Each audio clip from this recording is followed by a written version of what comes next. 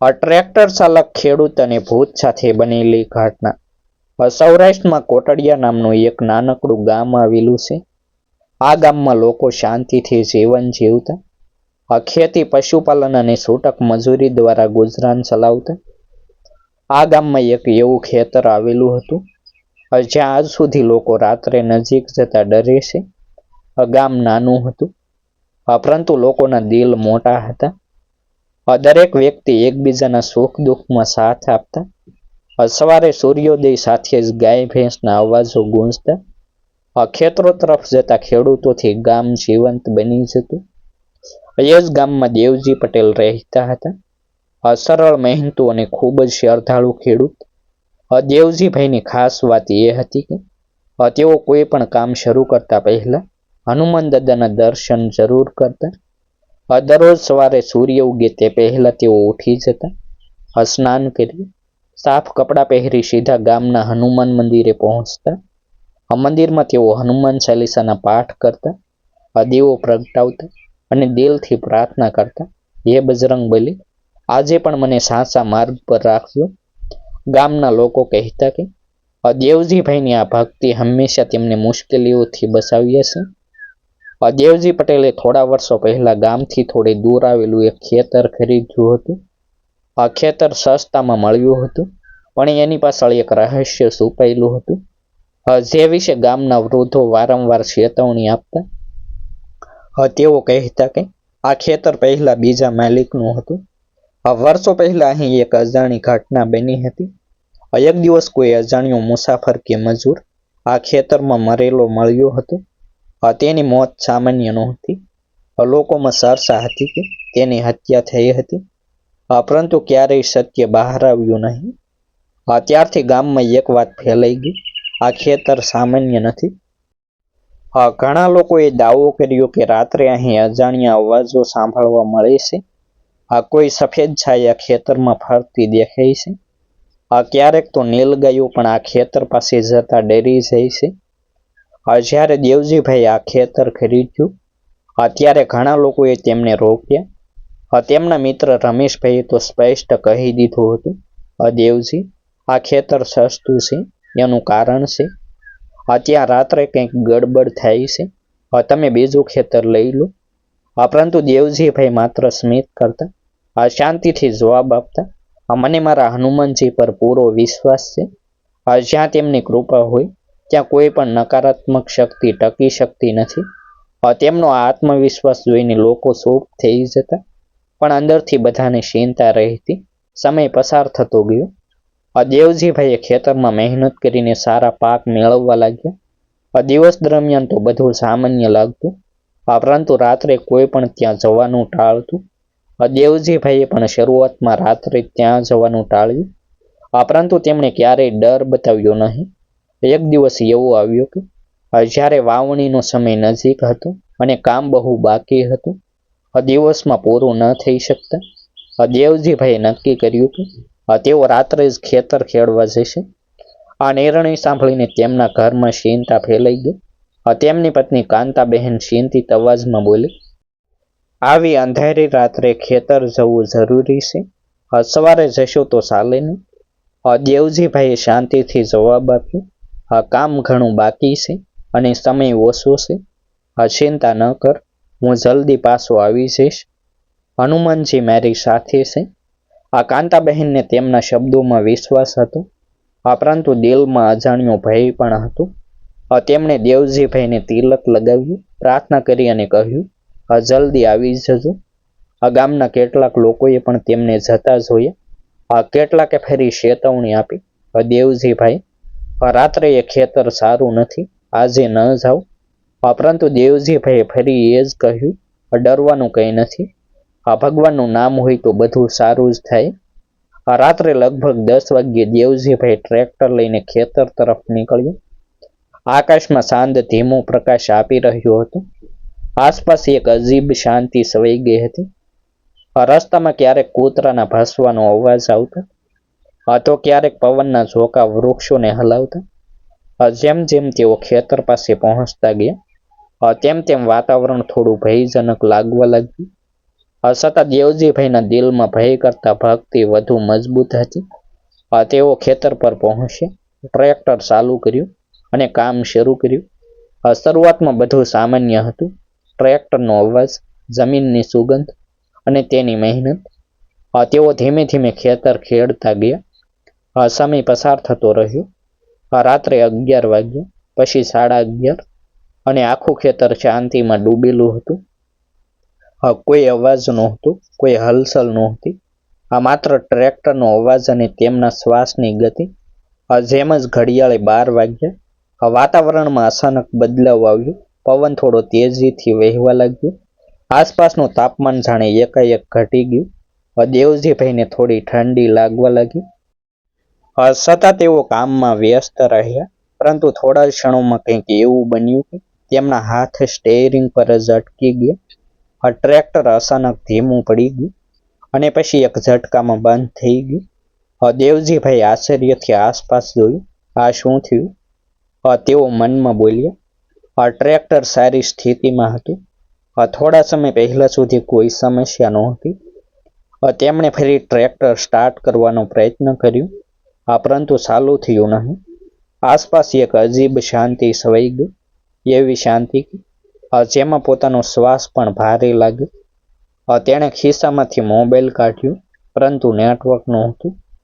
આ જોઈને તેમના મનમાં પહેલીવાર શંકાનું બીજ ઉગ્યું. પવન હવે થોડો ઠંડો અને અજીબ લાગતો હતો. તેઓ ટ્રેક્ટર પરથી ઉતર્યા અને આગળ જોયું.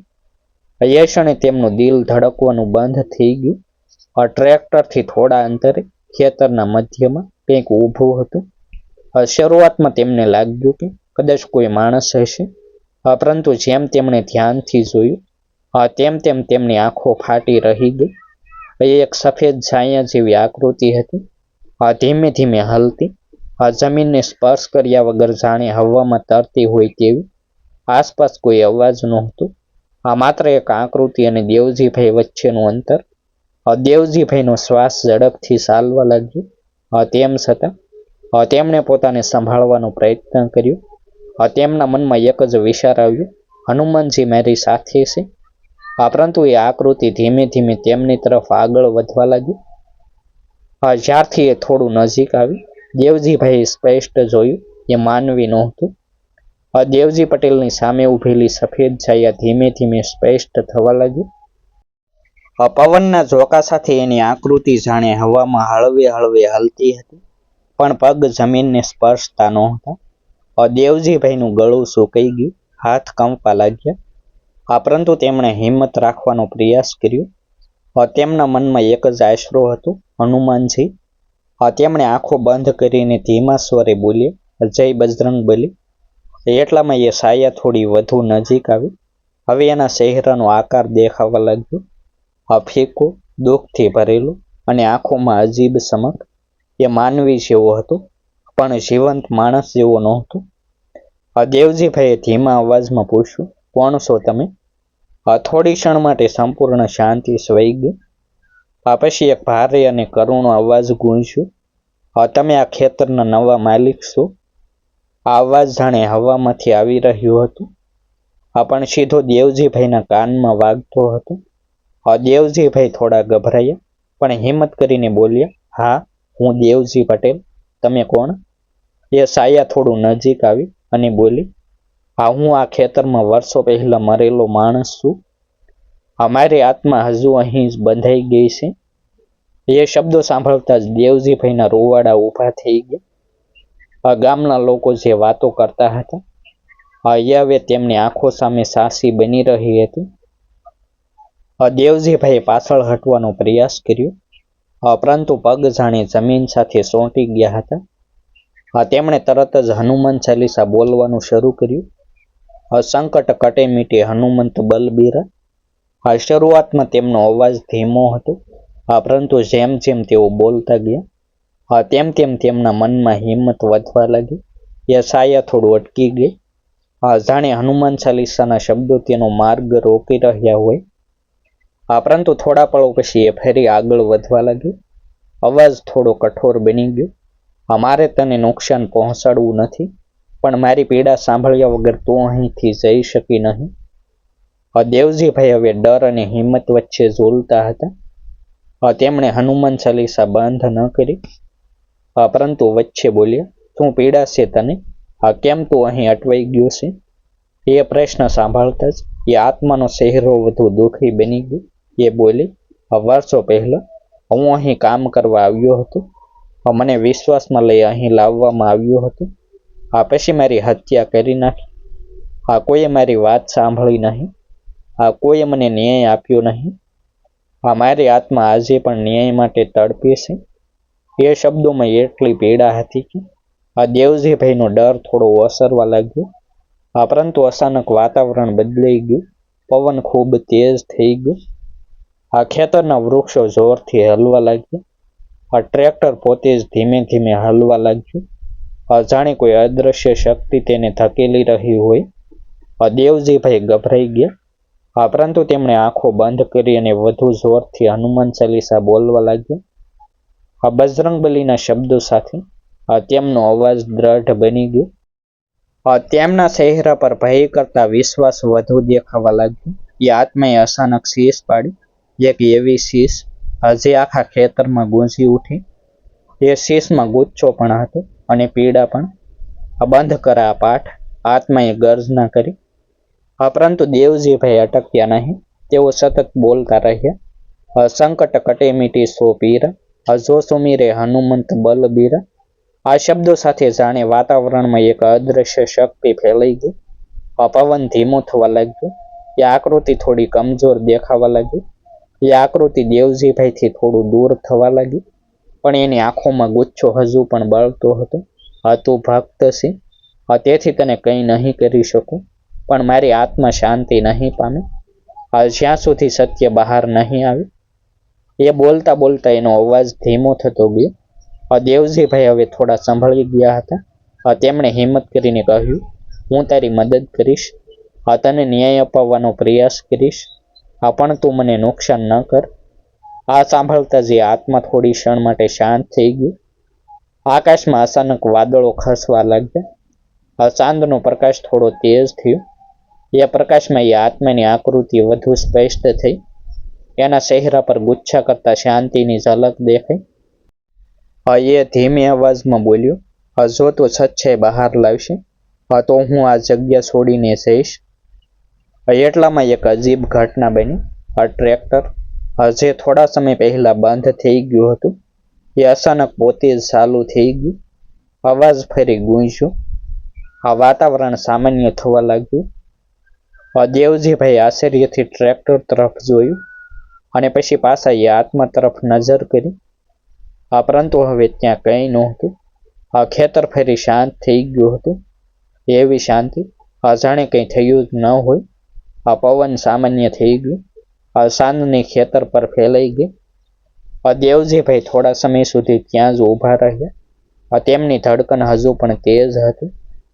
તેમને સમજી ગયું કે આ કોઈ સામાન્ય ઘટના નહોતી. આ ખેતર ખરેખર એક રહસ્ય છુપાવીને બેઠું હતું. એક એવું રહસ્ય જે વર્ષોથી દબાયેલું હતું. દેવજીભાઈએ તરત જ નિર્ણય લીધો કે હવે આ વાતને અવગણવી નહીં. તેઓ સત્ય બહાર લાવશે. એ આત્માને ન્યાય અપાવશે. પરંતુ તેમના મનમાં એક પ્રશ્ન હજુ પણ ગૂંજતો રહ્યો.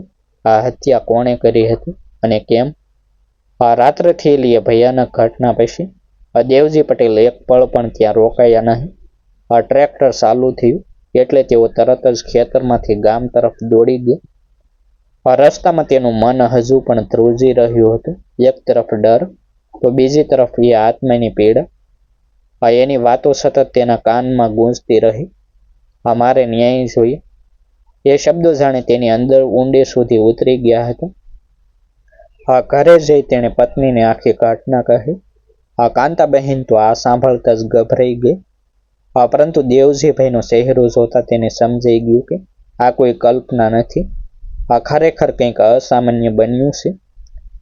સવારે ઉઠતા જ દેવજીભાઈએ ગામના કેટલાક મોટા લોકોને, ખાસ કરીને વૃદ્ધો અને સરપંચને બોલાવ્યા અને આખી ઘટના કહી. ગામના વૃદ્ધો થોડા સમય સુધી શાંત રહ્યા.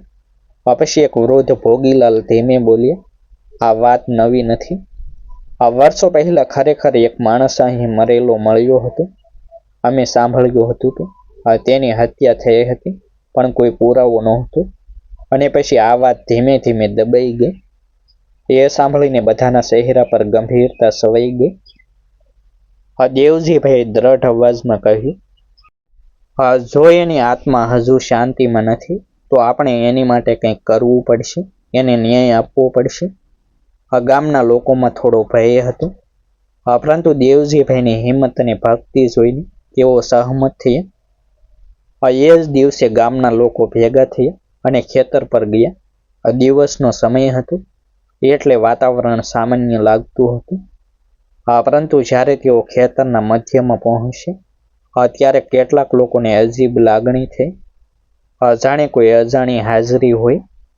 દેવજીભાઈએ બધાને એ જગ્યા બતાવી જ્યાં તેમણે આત્માને જોઈ હતી. ગામના વૃદ્ધોએ નક્કી કર્યું કે પહેલા આત્માની શાંતિ માટે ધાર્મિક વિધિ કરવી જોઈએ. બીજા દિવસે એક પંડિતજીને બોલાવવામાં આવ્યા. ખેતરમાં હવન અને પૂજા શરૂ થઈ. મંત્રોના ઉચ્ચાર સાથે વાતાવરણ ધીમે ધીમે બદલાવા લાગ્યું. હવામાં એક પ્રકારની શાંતિ અનુભવાતી હતી. હવન દરમિયાન અચાનક પવન તેજ થઈ ગયો.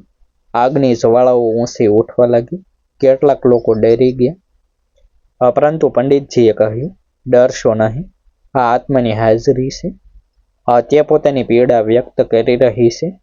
દેવજીભાઈ આંખો બંધ કરી અને ફરી હનુમાન ચાલીસાનો પાઠ શરૂ કર્યો. જેમ જેમ મંત્રો અને પાઠ આગળ વધતા ગયા તેમ તેમ વાતાવરણ શાંત થવા લાગ્યું. એ જ સમયે ખેતરના એક ખૂણે ઉભેલા કેટલાક લોકોએ કંઈક અજીબ જોયું. એક ધૂંધળી છાયા ફરી દેખાઈ, પરંતુ આ વખતે એ ડરાવનારી નહોતી, એ શાંત લાગતી હતી. દેવજીભાઈ આંખો ખોલી એ દિશામાં જોયું. એ જ આત્મા ફરી દેખાઈ, પરંતુ હવે એની આંખોમાં ગુચ્છો નહોતો. આ પીડા ઓછી થઈ ગઈ હતી. એ ધીમે ધીમે દેવજીભાઈ તરફ આગળ આવ્યું. આ વખતે એનો અવાજ ખૂબ શાંત હતો. તમે મારી વાત સાંભળી, મારી મદદ કરવાનો નિર્ણય લીધો, હવે મને શાંતિ મળશે. દેવજીભાઈએ હાથ જોડીને કહ્યું, હું સત્ય બહાર લાવવાનો પ્રયાસ કરીશ.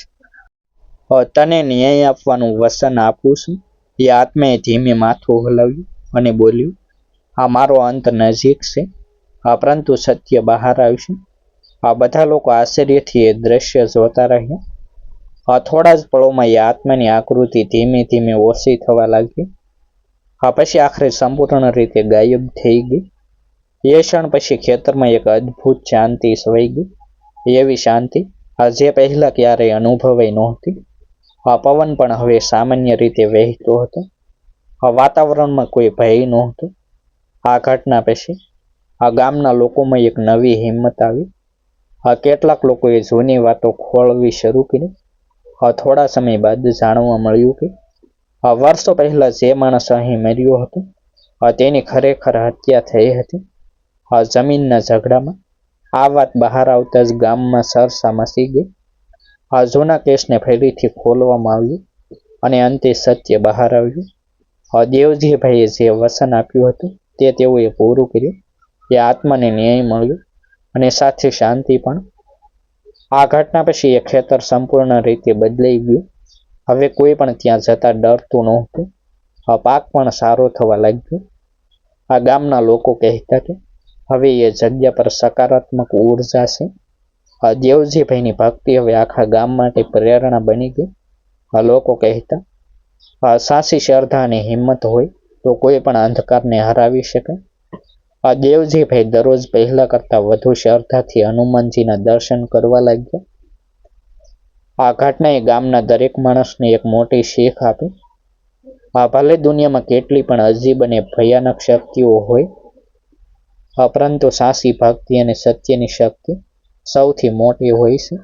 આજે પણ જ્યારે રાત્રે પવન ખેતરોમાંથી પસાર થાય છે ત્યારે લોકો કહે છે, આ એ જ ખેતર છે જ્યાં એક ભક્તે પોતાની શ્રદ્ધાથી એક આત્માને મુક્તિ અપાવી હતી. ડિસ્ક્લેમર: આ સ્ટોરી દર્શકોના મનોરંજન માટે રચવામાં આવી છે. તેમાં દર્શાવેલ ઘટનાઓ, પાત્રો અને પ્રસંગો સત્ય ઘટનાઓથી પ્રેરિત હોઈ શકે છે. પરંતુ તેની પૂર્ણ સત્યતા માટે કોઈ દાવો કરવામાં આવતો નથી. કૃપા કરીને તેને માત્ર એક સ્ટોરી તરીકે જ માણો. આભાર. ફરી મળીશું એક નવી સ્ટોરી સાથે. આ વિડીયોને લાઈક અને હાઇપ કરવાનું ભૂલશો નહીં. આભાર.